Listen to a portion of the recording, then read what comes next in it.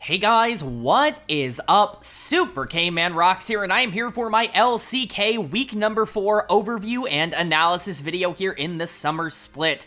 First off, I want to apologize for this video coming out a couple of days late. Typically, I try to get these out on Tuesday before the start of the next week of games, but real life has definitely taken its toll a bit more this week, and so a couple of the videos are a bit delayed. We're going to be hopefully getting a double upload today with this and the first round of LEC playoff series, so look forward to that, and then of course we will cover all of the North America stuff tomorrow, but thank you for your patience. If you have been waiting for this LCK video, it really does mean a lot, but I wanted to get that out of the way at the start of the video. Of course, today we are going to be going over week number 4, our first week back from the Esports World Cup here for the LCK in particular, which is big because we have the Esports World Cup champion in this region. So definitely a lot to cover on that front. We will get into it, but if you are excited, let me know down in the comment section below. If you want to know my thoughts on everything that's happened in the LCK up until this point, check out the playlist up in the iCard right now. Of course, that's every single week of the LCK covered. If you want to know my thoughts on where I think these teams have landed before this week, but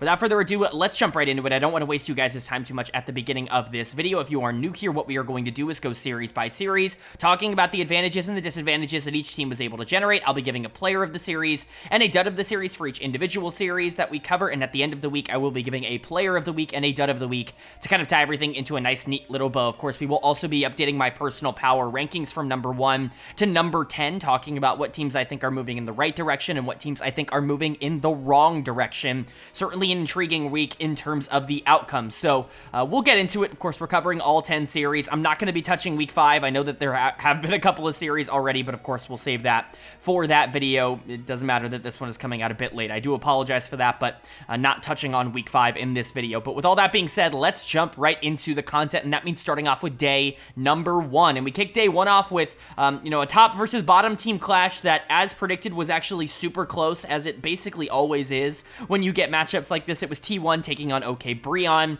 And T1 is able to pick up the win. That's not the surprising part. I think people expected T1 to win this. Obviously, the fact that it was super close is not ideal, but there is definitely a very logical explanation, and that's that this team looks absolutely exhausted.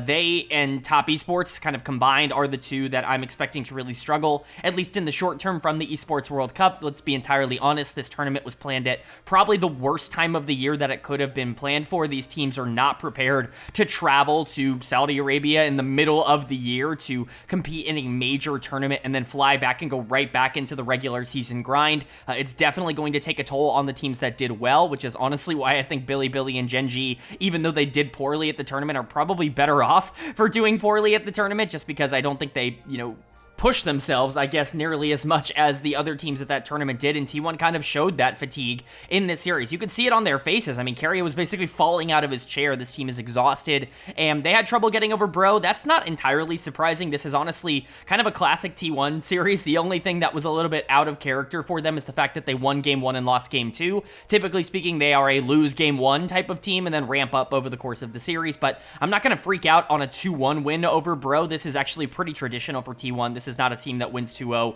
very often, even against bad teams. I would say especially against bad teams here in the LCK.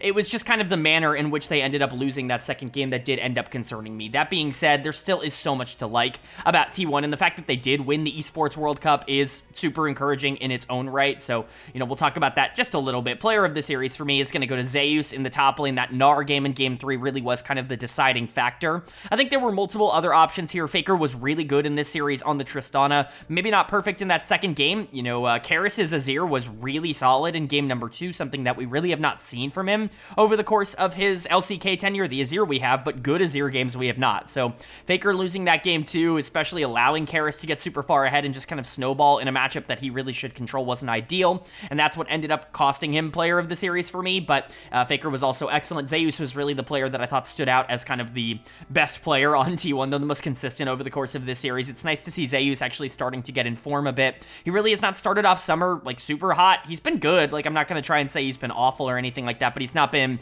dominant. He's certainly not been like, oh, it's Zeus. He's a top laner in the world. That's not necessarily what we've gotten out of him at the start of summer, so it's nice to see that that's still there.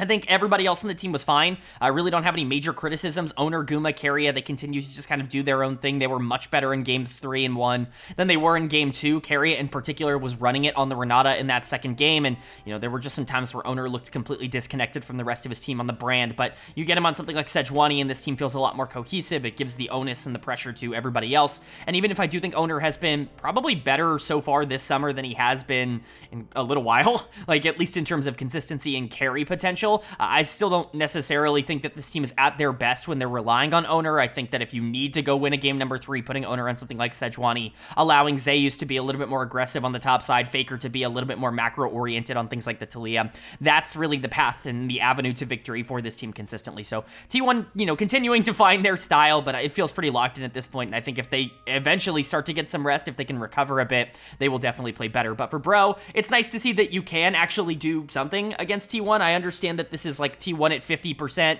and yet you still lost the series, which is really not ideal, but this team still can't decide on their starting lineup. In the first game of this series, they started Polbey and Envy in the mid lane and in the bot lane here, and then in game 2, they go to Karis and they go to Samver. They end up winning game number 2. Both Karis and Samver actually play really well in that second game, and so they leave them in for game number 3, but it doesn't quite go as well. If you had to ask me, I think Polbey and Envy are probably the better duo, at least in terms of talent. Envy's actually been pretty okay over the course of this year. I think Polu has been an absolute utter disaster in terms of, his support play. He has been horrible in the support position, and Envy's just kind of had to deal with that. I think he's actually been pretty okay if you watch his individual performances, and Polbey at least gives you something. Karis has been given opportunity after opportunity. He's never really been able to find any consistency, and so, that's what I would go with, but Karis was definitely better in this series. Samver was honestly definitely better in this series, so it's something to continue to monitor. Dead of the series for me, though, was going to go to Morgan in the top lane. It just felt like he was the only one that wasn't really doing anything in this series, even in the good moments for Bro.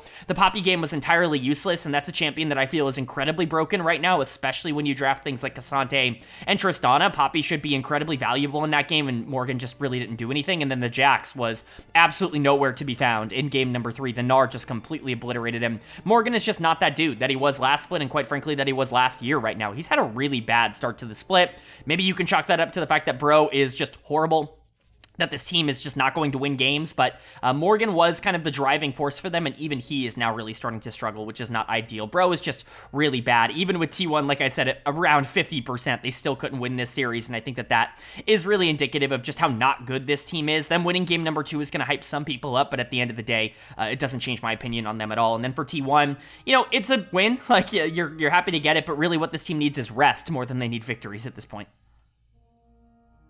And then moving on to our second series of day number 1, and it's a battle of red teams as we saw Nongshim RedForce taking on KT Rolster, and KT is predictably going to pick up the win here. They are going to move to 3-4, and this is their third series win in a row. Remember, right before the World Cup, they ended up going 2-0 in week number 3 after starting 0-4. This has been a pretty disastrous start to the summer split for them. Things have just not been working out in a lot of different ways, but this has always been an incredibly streaky team, both in a good and in a bad way for them, and they're so reliant on a couple of their players that when those players play well, when they're in good positions to succeed, things are going to look good, and when they're not in positions to succeed, they're going to look bad. Luckily, things worked out for them in this series. For Nongshim, they're just not the kind of team that's going to be able to put up a threat against KT, even with them struggling. Nongshim just doesn't have the talent to be able to try and make things interesting in a series like this, and so you're not really surprised by this outcome at all, but it is still nice to see KT getting over the hump. Player of the series is pretty obviously going to go to Pioshik in the jungle. He is the single most valuable player to his team in the entire league, if only for the fact that they literally cannot win unless he plays well. Valuable might not even be the word to use. The most important, I guess, would probably be the way to talk about it. There is just nobody in the LCK who is as influential towards their team's either success or their failure as Pioshik is. When he is playing well, this team cannot lose. They will beat Gen.G. They will beat T1, as we saw last week. And, they're going to run through a lot of the best teams in the world when Pioshik is on and when he's playing his style. When he's off, they'll lose to anybody, like truly anybody. There is nobody else on this team that genuinely matters in that kind of way. Like Beryl has a little bit of that kind of impact where when he's playing well, when he's locked in, things go a lot smoother, because when he's not taking the games as seriously, he can be a major negative on his teams, as we've seen in the past on teams like DRX. But, even when Deft and BDD and Perfect are playing well, and I think they've had decent starts to the split. Perfect in particular, I think, has actually been very good in the top lane for KT at the start of this year. I think BDD and Deft have been whatever. Like, Deft has had good performances and bad performances. BDD, I think, has generally been underwhelming just through all of 2024, but none of that matters because it's all up to Pioshik on whether or not this team wins or loses. It's really funny how it ends up working out like that, but you know, it just is what KT wanted to buy into this year. This is the DRX reunion, the KTRX, if you will. That's what DRX was in 2022, and that's what they signed up for. And so KT fans can't be frustrated by the inconsistency of this team. You had to know that's what you were getting. We all tried to warn KT fans at the beginning of the year that this is what they were getting, and at least for now, like, it's fine. Like, 3-4 is definitely an okay place to be, especially after starting 0-4, but, you know, it's all going to be on Pioshik's shoulders. Like I said, Perfect continues to play pretty well. I actually really like him as a player. I think he's going to grow into being one of the scarier top laners in the LCK. His development has been very clear. Deft had a really good series. You know, on Kalista, he's really strong. His laning has gotten significantly better since he's left DRX. His laning was awesome last year on DK, and that has carried over so far to KT Rolster. BDD had a great game, too, on the Orianna. A couple of really great wombos alongside the Taric, the Cassante, and the Vi. And Beryl was fine, too. Like, really, there was not a lot of negatives for me to give KT. Just a pretty clean win from them here. And then for Nongshim, they're just not talented enough to be able to go toe-to-toe with a team like KT. They are clearly one of the bottom two teams, in my opinion, in the LCK. You know, Bro is kind of in a tier of their own at the bottom, but Nongshim is theoretically right there with them in terms of being bad. Like, they're not as good as Fox and DRX, in my opinion, and so it's kind of just this pseudo bottom two. And, you know, Nongshim has some interesting pieces. I think we've talked about Jiwoo being incredibly good, and everybody kind of knows that Jiwoo is incredibly good, but he's not good enough to carry this team to wins because Guger is really bad in the support position. Fisher has just completely collapsed in the mid lane, gone completely back to what he was on EDG at the beginning of the year after what was an okay start to the year, and Sylvie was horrible in this series. He's going to get dead of the series. The Sejuani was essentially invisible, and that's really not something you can get away with against KT Rolster. Mihail is staying in the top lane.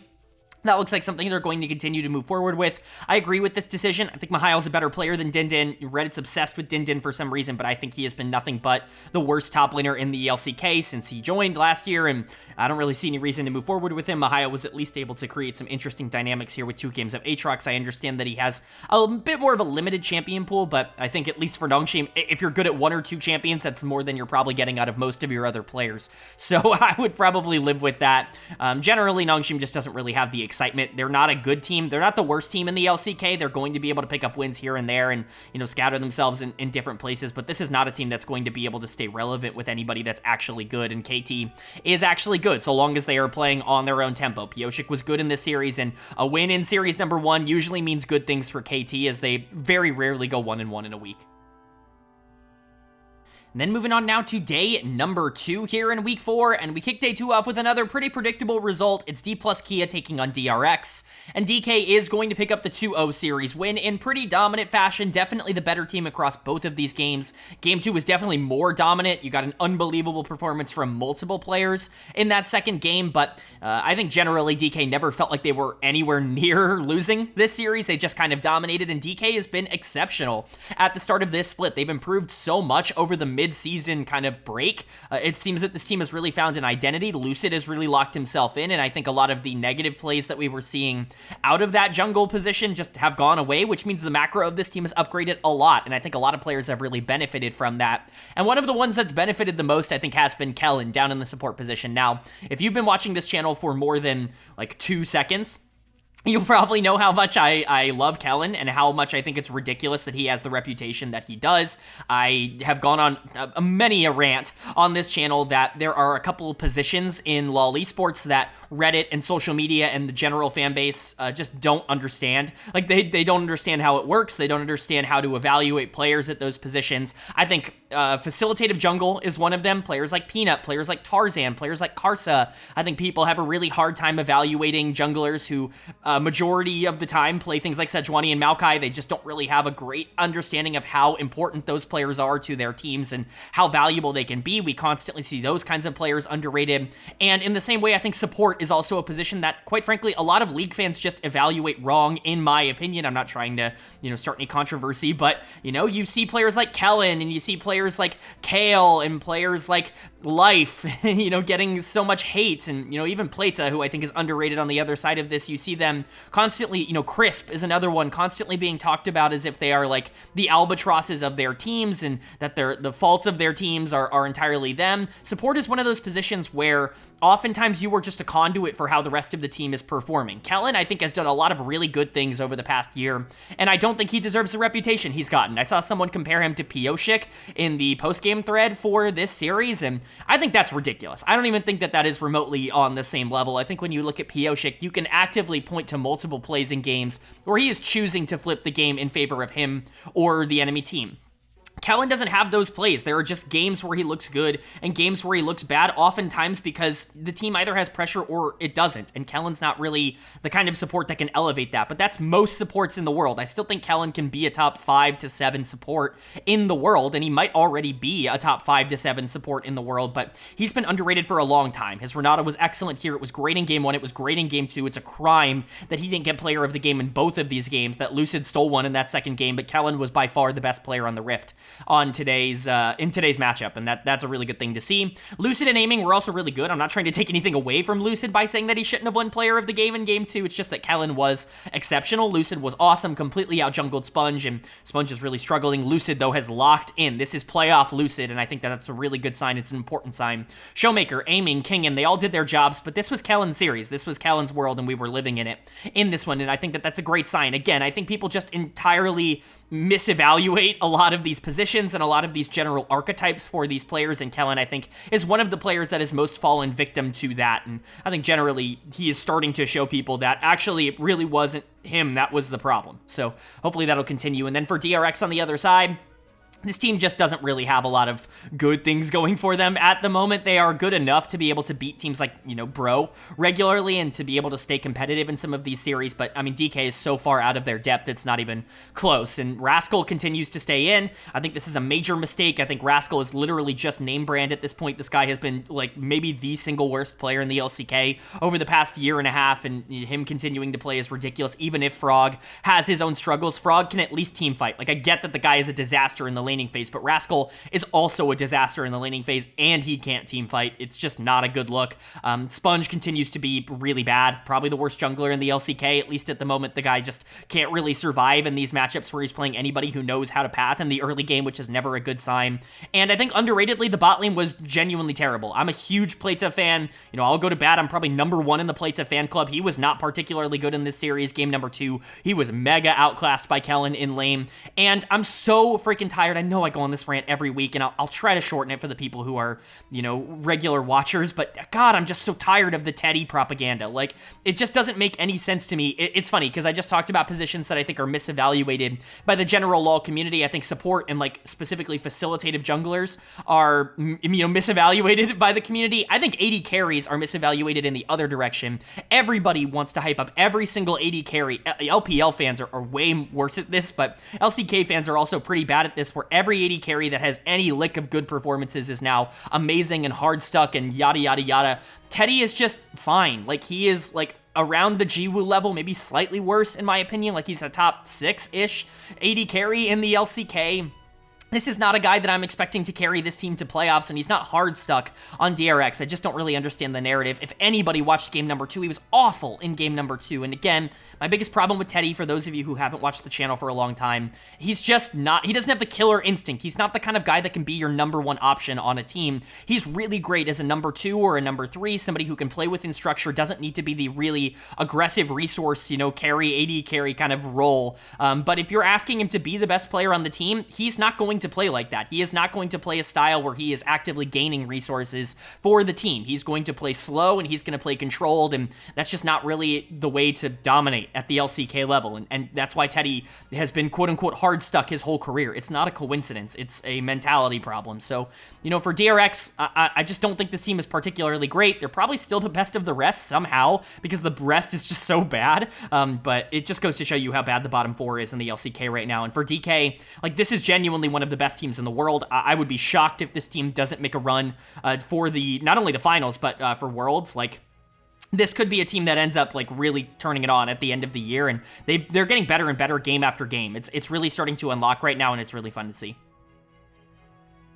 Then moving on to our second series of day number 2, and we get to see our defending champs, or undefeated champs, back in action for the first time since the World Cup break. It's the Kwangdong Freecs taking on Gen.G, and Gen.G is going to pick up the win. They're going to move to 7-0, but more importantly, they're going to move to 14-0 in terms of game score. They've yet to drop a single game here in the LCK, and I get that people are a bit worried because they just lost a series to top esports at the Esports World Cup, but I want to remind people of something that not only did I talk about this in my LPL video, but I've said it in a couple of comments on this channel as well. I'm not really taking the Esports World Cup all that seriously. Most of it was a best-of-3 tournament. Best-of-3s are just so not good to determine how good a team is. It is such a small sample size. A best-of-3 can go in multiple different directions. We've seen many teams go down 0-2 in a series, not only to come back to win, but to come back to dominate. We've seen teams go down 2-1 in series and come back to win super commonly, and so I'm really not putting a lot of stock into a mostly best-of-3 tournament that took place in the middle of a regular season,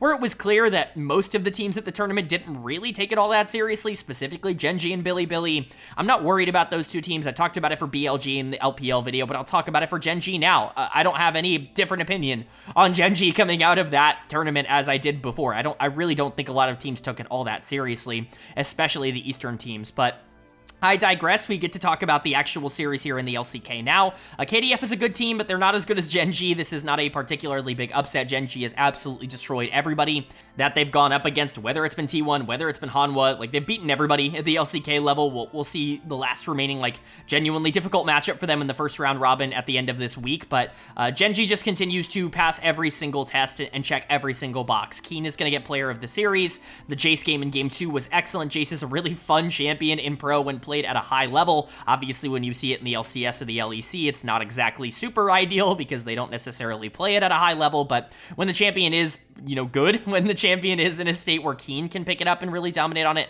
it's a really good spot. Also, Gangplank in game number 1. We really have not seen a lot of Gangplank over the course of this year. This is a champion that's basically been omnipresent in pro play in any meta since he was reworked, and so to see him come back, it's not really all that surprising, but it wasn't just Keen. Canyon was awesome here on the Sejuani. It's really fun to watch him really grow as a facilitator. I think this was something he was struggling with on DK, where he felt the need to be the guy, but oftentimes he was never really put in positions by the rest of his team where he could actually function in that way, especially when Deft was there. It just didn't really seem to click on that level, and so it's really nice to see him come over to Gen.G and not only do well on Nidalee and on these carries and the things that we know he plays at a super high level, but also, you know, play really well on Sejuani and a lot of these more facilitative picks that he did struggle with at times in other parts of his career. So happy to see that for Canyon. Chovy's the best Corki in the world. It's not even close. Pays is a psychopath. He's really starting to gain some ridiculous confidence. He's always had confidence here in the LCK, and his KDAs have always looked amazing, but now he's just playing crazy. Like, he'll step up and try to fight people 1v4,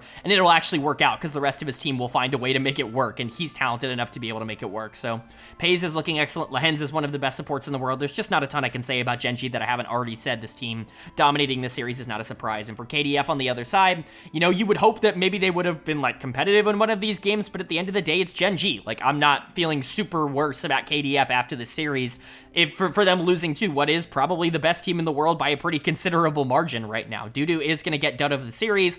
Big fan of Dudu. Very funny out of context sentence that I just said there, but he's been a bit of a channel darling over the course of this channel. It's Keen, it's Gen.G. I'm not going to freak out too much by the fact that he kind of got blasted in both of these games. In the laning phase, Canyon destroyed it in game number 1, and the Jace was literally unstoppable in game number 2 in terms of that 1v1. So there was just nothing he could do. He certainly needed to be better in this series for them to have a chance, but I can't criticize him too much for not having a chance. Keen is just on a warpath right now. I think Cuz got completely out-macroed and out-tempoed by Canyon. You know, we've seen this in the past. Cuz is very good at being able to do really well into bad junglers. I still am a bit concerned about his ability to play into the best junglers in the league. That's always kind of been the problem with Cuz, is the consistency in that respect. And the Viego, the Ivern, they didn't necessarily do much in this series. I think Leaper and Ondel have definitely returned to Earth. They are just kind of having the same arc that KDF had last split, to be entirely honest, where Bull came in and Bull and Ondel looked really good in the first couple of weeks, and then slowly things started to taper off. It's looking like the exact same thing here with Leaper and Ondel. I think Leaper is a little bit more mechanically talented than Bull is, and I think his upside is definitely higher, but, you know, I don't think the bot lane has suddenly changed into being one of the best in the league. I still think they have their own problems, and Bulldog, while he did pull out the Zeri mid, I think for the first time in LCK history here, it didn't necessarily do anything. Like, Chovy's Corki is just too dominant, and really none of the game was funneled through mid lane anyways, so KDF's fine. I'm not going to freak out about this team. They did what they were supposed to, and they went in and lost, and that's just what happens when you play Gen.G. Hopefully they do better later on in the week. But for Gen.G, this team is unstoppable. I understand that they lost at the Esports World Cup, but you know, TLDR, I don't really care. Like, it's not something that I'm taking all that much into account, because every other bit of, you know, action that this team has shown us has been utterly dominant. And then moving on now to our middle day here in week number 4, day number 3, and we kicked off our middle day with a matchup between FearX and KT Rolster. That KT is going to pick up another 2-0 win in. They've gotten themselves back to 500, at least in terms of series score. They still are one game below in terms of game score, but this is a much better place to be for KT Rolster. They actually look pretty good right now, and obviously 4-0 in the last 4 is a pretty solid place to be. There are still real concerns with this team. Their schedule has been a bit easier outside of the T1 series. They've basically gotten all of the bad teams out of the way in this part, which is good. At least you're able to beat those, and I think we all kind of expected that. That's the reason they've stayed in the top 6 throughout my power rankings the entire year, even when they were 0-4 to start the year. You know, we all kind of expected them to do a lot better once their schedule got a bit easier, but again, the inconsistency of this team is still something that's going to permeate the thoughts and opinions of them, regardless of whether or not they're able to get these 2-0 weeks that they've been able to pull off in back-to-back week 3 and week 4. For Fox, this is not a good team. They're not an awful team. They have stuff going for them. You know, they've kept their change down in the support position. It seems that Execute is just out for now, and I think that that's a good decision. He has been pretty horrible throughout a majority of this year, even if I was a fan of his going into the year.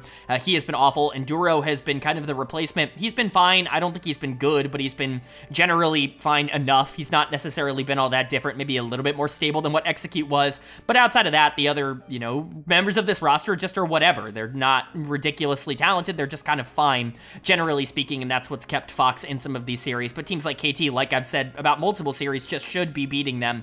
This really is, you know, kind of the difference. There are tiers in the LCK, and when you are one of the teams that is in one of the lower tiers, you're not going to win a lot of games against anybody that's above you. You shouldn't be in any of these series in terms of the talent. So just kind of is what it is. Player of the series is going to go to Deft.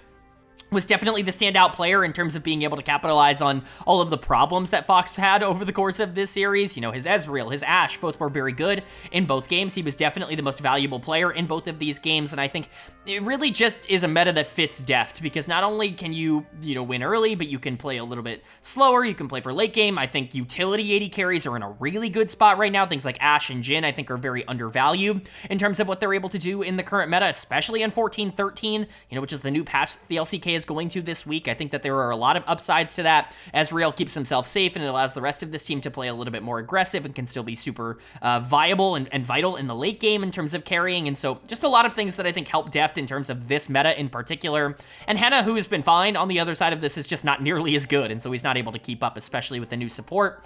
I think BDD was also very good here. This is one of his more convincing series, I would say, of the split so far. He has definitely been the player I'm the most concerned about in terms of the performances he's put out in 2024, because I really don't think he was that good in spring either, even when this team was clicking. It was Pioshik, it was Deft, and it was Beryl and Perfect, in my opinion, that were really all looking kind of interesting. Different times, obviously, the consistency of those were definitely fluctuating, but I think BDD has been the one that I'm kind of waiting to find some sort of stability in the mid lane, and that at least happened a bit. Closer was still very good in this series, which really shouldn't be happening in this matchup, but BDD still has quite a bit of ways to go. Beryl was really good down in the support position. Really good week for him, I think, in general. I'm not the biggest Beryl fan, at least in terms of like what modern Beryl is, but I think that, you know, this was fine. He has actually been pretty good over the course of this win streak. Pioshik is obviously great when this team wins, and Perfect I am a big fan of. So KT looking solid, Fox not really looking all that solid. People will continuously complain about Raptor being in over Willer, and I want to reiterate my stance on this because it's the same stance I've had the entire time.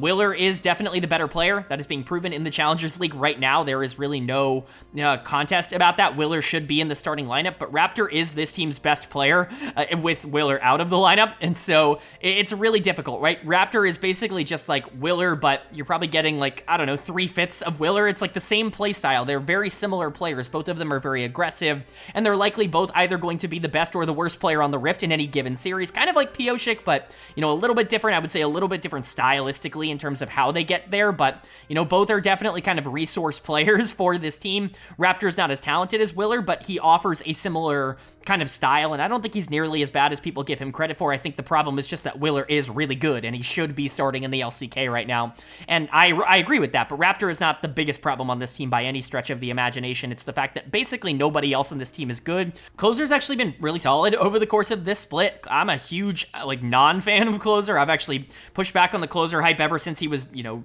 getting a ton of it in 2021 and 2022 for Sandbox, and, you know, finally getting a starting spot in the LCK. I've never really seen it as, like, a genuinely good starting caliber mid laner in the LCK. This guy's been an all-pro, and I think that that's been disgusting in the past, but, you know, he's actually been pretty okay. This might actually be his most consistent split in terms of his 1v1 performances, which I think is nice, but doesn't really translate into game wins, and then top and bot are just a disaster. Whoever you want to give Dead of the Series to, I think is fair out of Clear, Henna, Duro. It should go to one of those three, but I'm going to give it to Clear because the guy just doesn't do anything on the top side of the map. I've really kind of started to sour on him as a top laner. Henna and Duro were nothing deft and barrel, completely outclassed them in both of these games. There just really wasn't a lot to like here for Fox, and that's okay. I mean, you're not expecting this team to go toe-to-toe with KT. It would have been nice to see them play a little bit better in this one, but dropping to 2-5 isn't the most shocking thing in the world, and KT going to 4-4, it's a good thing to see. This team being at 500 is really encouraging.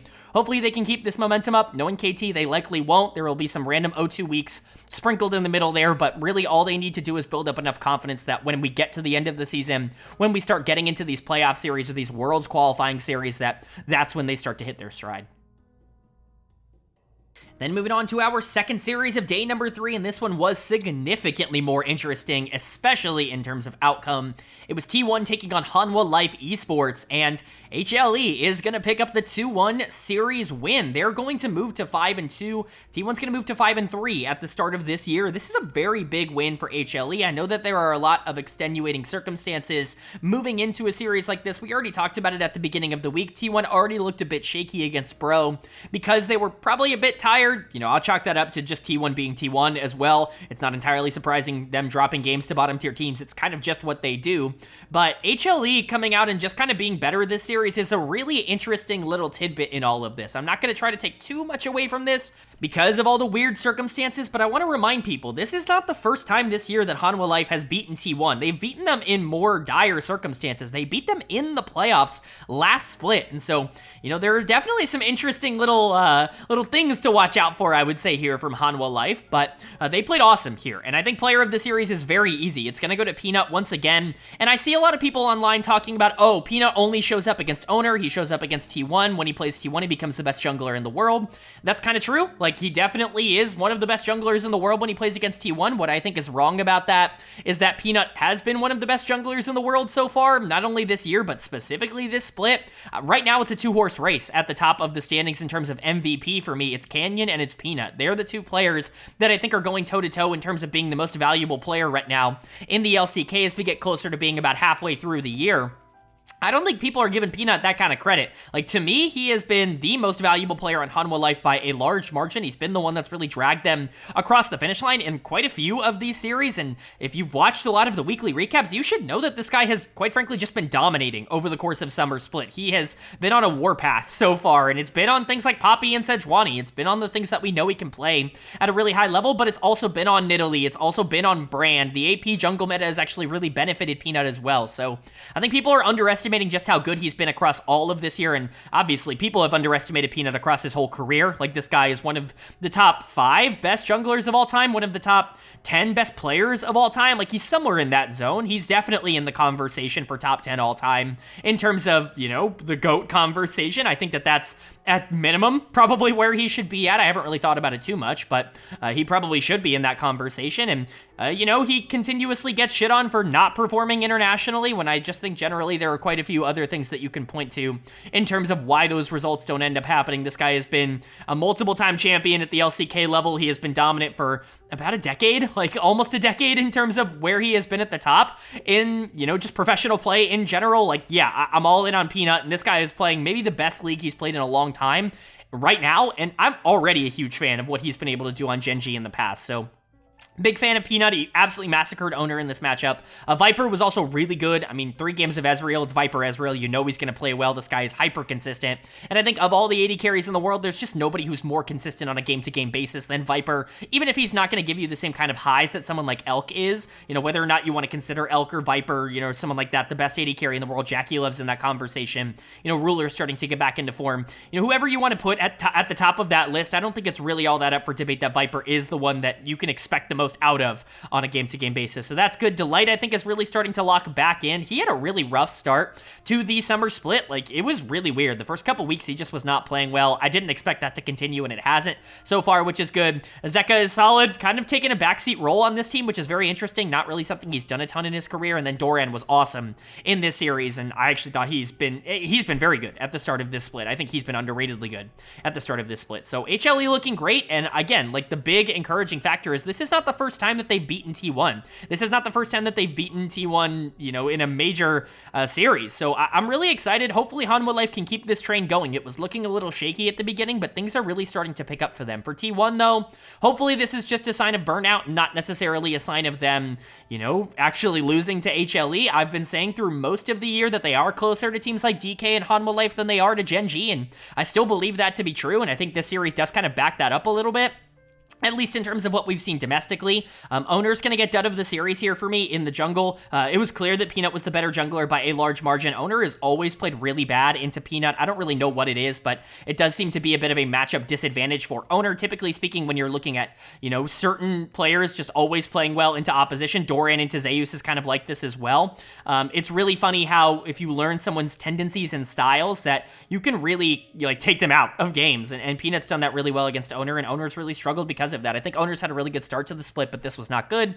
The rest of the team was fine. I think Faker looked awful on the Tristana. The Tristana just wasn't it in this series, and I don't really know if that fits the way that T1 wants to play the game, but he looked really good on the Corki in game number 2, so I'm not going to be super critical. Guma and Keria were definitely the best part of this team. In fact, they did a really good job in games 2 and 3 of really just trying to keep things alive. For T1, it just wasn't enough, and then Zeus, like I said, just not nearly the better top laner. Honestly, didn't have a particularly good series at all, even on the Gnar in game number 1, which is supposed to be one of the champions he really dominates on. So I'm not going to freak out about T1. Again, this team just came off a major international tournament that they won, and so I'm not going to sit here and say that, you know, they're doomed or something like that, but this is certainly a loss that I'm taking into account because it's not the first time that we've seen it, and it's the same reason I'm excited about HLE. Hopefully these teams are competitive for the rest of the year because I think the league is going to be more exciting if there are a lot of teams that can fight it out for one of those top 2 spots. But then moving on now to day number 4, and we kick day 4 off with probably the most intriguing matchup of the week, the top 2 teams in terms of the standings. It's Gen.G taking on Dplus KIA, and Gen.G is going to pick up the 2-0 win. They are going to stay undefeated so far in the LCK summer split, and they are just trucking and rolling along. There is nothing that can derail the momentum that they have been able to generate for themselves at this point. DK has looked excellent at the beginning of this split. Certainly not a perfect team, but one that is particularly close, if we're being entirely honest. They have played incredibly well. They feel very cohesive, and nobody's really underperforming from them at the moment, but Gen.G just made it look so effortless. Game number 2 did have some interesting pieces. DK probably should have been able to stay in that game, but the problem is the best players on Gen.G are just so much better than everybody else in the world right now, even other good players. We've talked about how Lucid and Showmaker have been so good for DK and how that's really been kind of the centralizing piece of that team so far this year. Well, Canyon and Chovy Flame Horizoned both of them in game number 2, and it just goes to show you how far and above those players are playing right now in the world. They are the best players in the world at the current moment, so we'll talk about it. Player of the series for me is going to go to Chovy. He was the one that stood out a bit more. The jungle, you know, kind of disparity. You know, the Nidalee into Sejuani matchup is pretty Nidalee favored, at least if you are good at Nidalee. It's Canyon's Nidalee is the best in the world at that champion. And, you know, Nidalee already, I think, has a lot of tempo and pressure in that matchup. Him being able to dominate the jungle matchup there is not as surprising. But Chovy Flame Horizoning Showmaker on Azir into Talia, it's just absurd. Like, it's not fair. There is nothing else left to say. The dude is is just absolutely cracked. He has like 13 CS a minute every single game. There is nothing else to say. There is nobody in the world that can do what Chovy does right now. He really is playing at that level. There is really no other way to say it. Yes, Canyon was amazing, and trust me, he was the other candidate here for player of the series, but Chovy is on a different level from everybody else. He is the best player in the world by far at the current moment. Everybody else on this team was also good. Pays, Lehens, and Keen did their jobs, but really for Gen.G, this was about the difference in the mid lane, and I think that's probably the most encouraging thing you could possibly hear. And then for DK on the other side, this team tried their best. Like, they did try to keep things competitive. I think aiming actually played really well here. Kellen had a couple of moments where he looked good, but enabling the Zeri was definitely the priority. For DK, I think the Renekton was also going to be semi-relevant as we got further along in game number 2, which is not something you would typically expect in a matchup like this, but the problem was mid-jungle just completely collapsed. Again, the two best and most important players on DK throughout this year have been Lucid and they've been Showmaker, and it's not even been remotely close, and so for them to be the two that really underperformed in this series against Gen.G, it's definitely a tad bit disappointing. Showmaker is going to get done of the series. The difference between him and Chovy in this series was massive, and that's really not what you would expect with these two teams going head-to-head. Showmaker has been able to compete with the best mid laners in the world, essentially since his debut back in 2018, 2019, since he really kind of came up through the ranks. With Damwon, it just didn't feel like that was a remote possibility, and honestly, I think the sad part is it's not even an indictment on Showmaker's skill level, in my opinion. Yes, he should have been able to survive this matchup, and it should have been a lot better for him. Him getting destroyed in the 1v1 in the mid lane is not an ideal set of circumstances, but this to me is a lot more indicative of just how good Chovy is rather than Showmaker is awful. That's the scary thing, is Chovy, I think, is at the level now where he can just dominate everybody in the world if he has the opportunity to.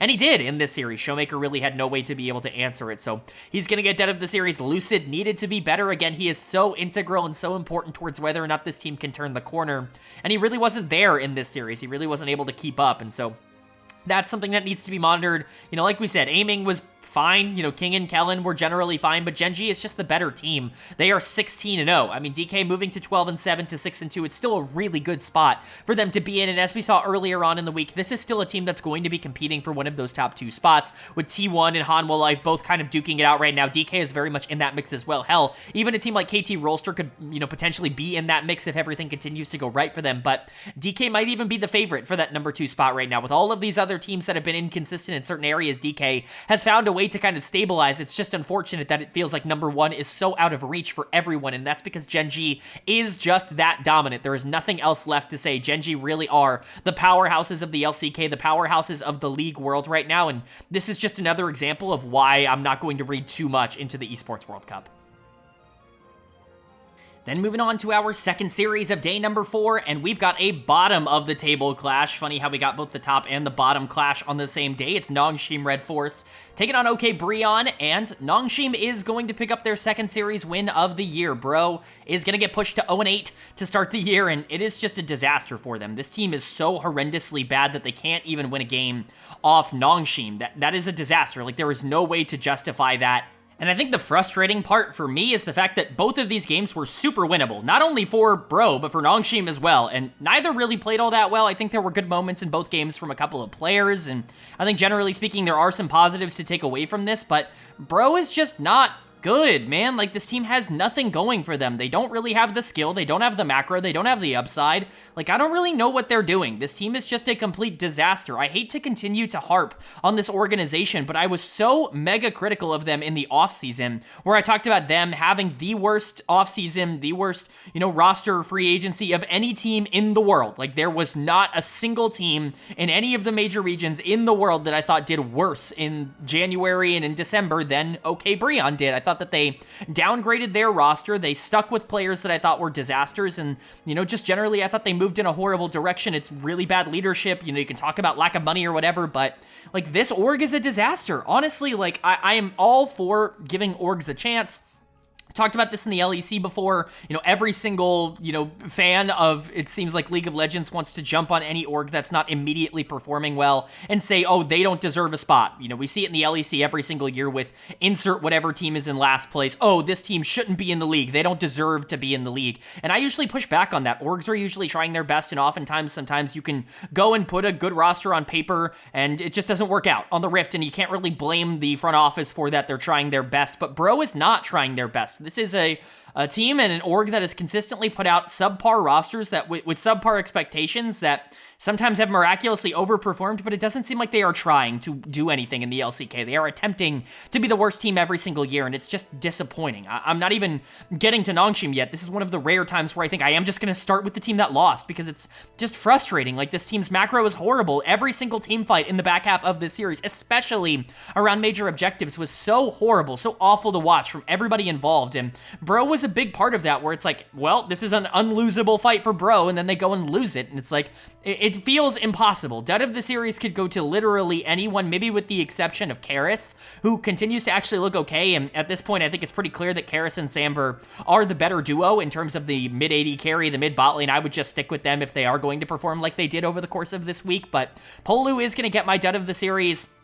The Leona game was whatever. The Rakan game was blah. Like, he's just so nothing. He's absolutely nothing down in the bot lane. This team has been stuck with effort down in the support position. They finally get rid of him, and they bring in someone in Polu who's just as bad, quite frankly. It just doesn't feel like they have any attempt at going out and getting any of these young supports that have actually shown so much promise at lower levels. It feels very disappointing. You know, Morgan has completely fallen off. He was okay in some of these fights, but he was also genuinely horrible in some of these fights, especially on the Kennen, where he needs to take over some of these games. Youngjae has completely, quieted down. He's really not doing anything. Samver's really not impressing me. Envy's really not impressing me.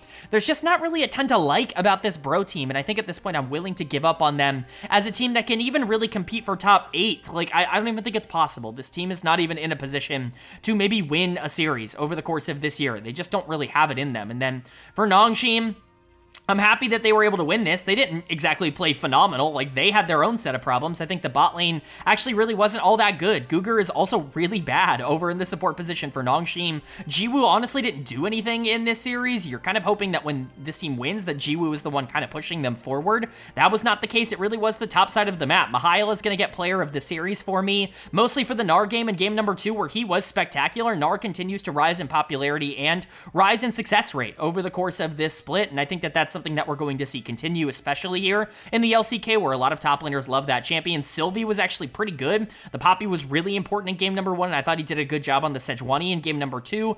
Fisher, I think, while he was very feast or famine, in a couple of these fights, he was in some horrible positions. He was still doing a lot of damage, and for the most part, you'll take that, especially from Fisher, who's notoriously inconsistent, so there are a lot of negatives, a lot of bad things to point to for Nongshim, but at the very least, they were able to win some of these fights that, honestly, they had no business winning in the back half of some of these games. Would you have liked cleaner wins? Yes, absolutely. You should be destroying Bro, even as Nongshim. There is no team in the LCK that should not be destroying Bro, but you won 2-0, and you feel pretty good about at least being able to take down the Nexus in the 2 games. But Bro is a disaster. There's really just nothing else left to talk about from them at this point. And then moving on to our final day of LCK action here in week number 4, and we kicked it off with a matchup between the Kwangdong Freecs and DRX. The KDF is going to pick up yet another win in. Obviously, the Gen.G series was a little bit tough for them at the beginning of the week, but they get their revenge on a much easier team here in DRX. These were some very calm and controlled games from KDF, which I think kind of goes against what the reputation of this team is a bit. They are kind of known as some wild cards, some more aggressive players, and I think for the most part, you still got those aggressive moments. Bulldog in particular actually showed some really good flashes that I'm really excited to talk about, because I have been a bit worried about him, not because he's been playing bad. He's actually been really good for this team, but rather he's just been a little bit more passive than I would like. He's been more of that control style mid laner, and that's not what I want Bulldog to be. I want to see him be that super aggressive mid that we saw in year number 1, and we got glimpses of that here, where he was kind of the one that they were letting off the leash, if you will, with the Bulldog reference. The pun was entirely intentional, but for DRX on the other side, not a shocking loss. This team just lacks the ability to kind of go toe-to-toe 1v1 with a lot of the players on the side of KDF. I think jungle was definitely a bit of a gap here. Top lane was definitely a bit of a gap, and mid lane really wasn't that bad, but Bulldog was definitely better, and they didn't do their homework. They gave them Tristana, which is never really ideal, and Bulldog is going to get player of the series because of that Tristana game in game number 2. This has always been his best champion, even going back to his time in the LCK Challengers League and, coming up through the solo queue ranks. I don't know that for certain, but I've heard a lot of people talk about it. it, that Tristana is just kind of the champ for Bulldog. It definitely has been in pros so far, that I can attest to, and, you know, I don't understand why you would give it to him. He was playing Tristana last year when that champion was in a significantly worse state for mid lane play. Now she's super meta, and you're going to give it to Bulldog, and he's going to take over games. It's just kind of the way that it goes. It's really fun to see him continue to play aggressive. Like I said earlier, it's been a bit of a more passive kind of split for him, and not in a bad way. Like, he's really done a good job of controlling tempo and being much more of someone that plays inside of structure, allows players like Dudu, Leaper, and Ondel in particular to really flex their muscles a bit more in terms of their carry potential. But come on, man, Bulldog is the hyper-aggressive, super mechanically talented mid laner. Like, that's what we want to see. We want to see him go out and play super aggro and things like Tristana. That's the play style that I think fits this player and fits this team a tad bit more. It's something I've been asking for, and it's something we got here, so I'm excited for that. Cuz was also awesome in this series. The Nidalee and the Zyra were both massive positive. Sponge just could not keep up in terms of jungle pressure. Cuz is really funny. I think at times he's underrated, at times he's overrated. I'm somewhere in the middle in terms of the conversation. You'll see a lot of people talking about Cuz, where it's like he'll have a bad game and everyone's like, Cuz, again, you know, super inconsistent, doesn't offer anything. And then you see Cuz have a really good series like you do here, and it's like, wow, Cuz's career resurgence is unbelievable, and there's nobody that's, you know, been nearly as good as him. You know, he's up in the upper echelons. Like, I'm somewhere in the middle of this. Cuz is a very good jungler, but one that is a bit inconsistent and will have bad series every once in a while, but the good is really good with him, and I think that's why you'll take basically anything you get elsewhere. And then Dudu was also excellent. Rascal is one of the easiest opponents to face in the top lane right now, especially in lane, but Dudu did a great job of being able to, you know, kind of bounce back after that rough Gen.G series against Keen. So that's really good. Leaper and Ondel are fine. Like, Leaper's going to be stuck on Ezreal duty for the rest of the year. It's just kind of going to be the way that it is with how CV Max drafts. But, you know, KDF looks good, and I think playing through topside is definitely their priority, and it should be their priority regardless. And then for DRX on the other side, again, I don't even think they really played all that horrible. This was a rather slow series. They kind of just got destroyed in game number 1. They bled out in game number 2. It just kind of is the way that it is. This bot lane isn't really playing all that well right now, and they were the only ones that were winning games for DRX at the start of the year. The top side of the map is a disaster, whether it's Rascal or Frog. Both have been horrible. I think Rascal is worse, but, you know, even if Frog is in here, I don't think he salvages a series like this. Dudu destroyed Rascal in lane, and that was Frog's biggest weakness as well. And then dead of the series for me is going to go to Sponge. Again, Ivern and Maokai. This guy is just not, he's not it. Like, I love his Challengers League tape. I thought it was really good. I thought he was going to come up and actually be an interesting player for this team, but he has been a disaster so far in 2024. Maybe the single worst player in the LCK across the entire year up until this point, which is not good. Yehu was like surviving, and again, like, the Corki matchup is really difficult when you're playing into a really good Tristana player, which he was, but, you know, I like Yehu. I think he can do stuff, and Teddy and Plata weren't the problem, but they also weren't the solution, which has kind of become a bit of their own trademark. So generally for DRX, this massive losing streak they're on is well warranted. They overachieved in week number 1, and I think we're seeing that now. And KDF is a genuinely good team. This is a team that will compete for top 5, top 4, maybe, if everything were to go right. It's definitely interesting to watch them now. I don't really have any negative thoughts on KDF. I don't know if they're going to be able to hold up against the best teams in the league, but they're doing their best at the current moment. And that's going to bring us to our final series of the week here, and it's another predictable outcome. It's FearX taking on Hanwha Life Esports, and HLE is going to pick up the 2-0 series win here. They continue to look amazing. There really is nothing else left for me to say about HLE at this point. You guys know I'm really in on this team. I think they are significantly better than they are getting credit for, and I think that they continue to prove that basically in every single series that they play. I think people always underestimate the Gen.G players. I understand that internationally they didn't have the best success up until, you know, Doran, Peanut, and Delight ended up leaving, but pretending like it was their problem is, as far as I'm aware, results-based thinking that I just can't get behind. They continue to perform at such a high level, and they are going to be a threat to make the finals. It really doesn't feel like anyone's going to be able to challenge Gen.G at the moment, but HLE might be pretty darn close, and they certainly are a team that I think is going to compete for a top 2 spot, let alone a world spot, and they are playing really well right now. We talked up Peanut earlier on in the week. I still think he has been the most valuable player to this team over the course of this year so far, but Viper has been pretty close. He's going to get player of the series here. I see a lot of people talking about how Viper's had a slow start, quote-unquote, to the split. I think people just underrate what Viper is for this team. Not only do people underrate what he was at the beginning of this split, but generally I think people have a really poor perception of just like what the AD carry role is supposed to be at the pro level, where Viper has been super consistent for this team, and he's really allowed players like Peanut and Doran to play more aggressive for a majority of this year. I also think a lot of the negatives that I'm giving Viper, I think, are more so applicable to Delight. Delight's had a really rough start to the year, and I think he's made a lot of bad plays, and Viper's been put in a couple of bad positions because of it. Maybe his numbers don't look quite as good, as they have in previous splits, but I think Viper has been just about as good as he was in the spring split so far in summer. I don't really understand the perception that Viper has individually played significantly worse in any of those circumstances. So Viper continuing to look awesome, and this was his best series of the split up until this point. He absolutely gapped Henna, especially on the other side of this matchup. Fox is not a team you would expect to, be able to go toe-to-toe with Viper and Delight, but it's at least nice to see that Viper is able to kind of make good on that. Zeka going deathless is also really good. It's always a good sign for HLE that they're in a really good spot. Corki is a champion that he's been memed on for in the past, and he was awesome on that champion throughout all of this week, and he's always been way better at Corki than he's been given credit for. He just has a couple of funny plays here or there. Peanut is awesome. I mean, there's really nothing else for me to say for Peanut at this point. The guy is an MVP frontrunner for me. He and Canyon are like 1A, 1B in terms of the MVP race. Canyon's still ahead of him, but, Peanut's number 2 for me in that race at the moment. Doran's been awesome. Delight is really starting to get his shit together.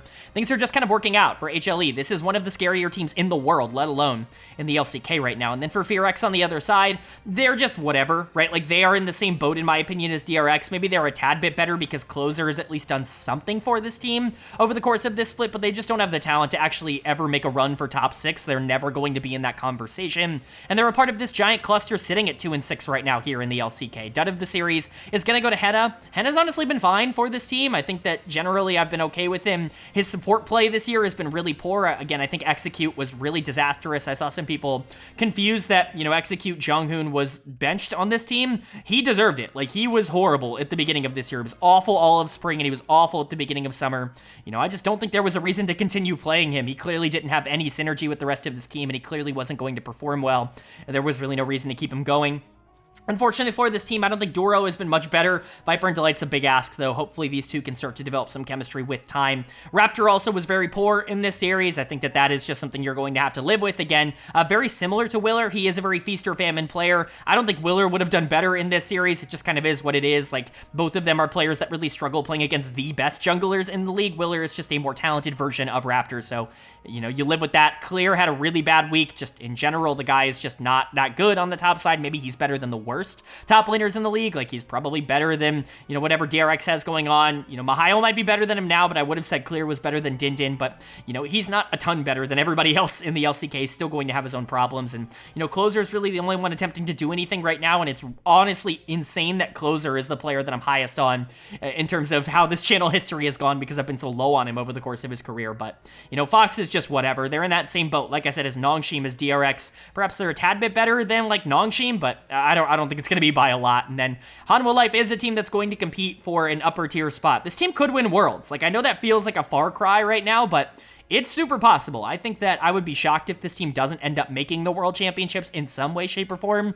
It's all just going to be about who ends up performing down the stretch here in the LCK.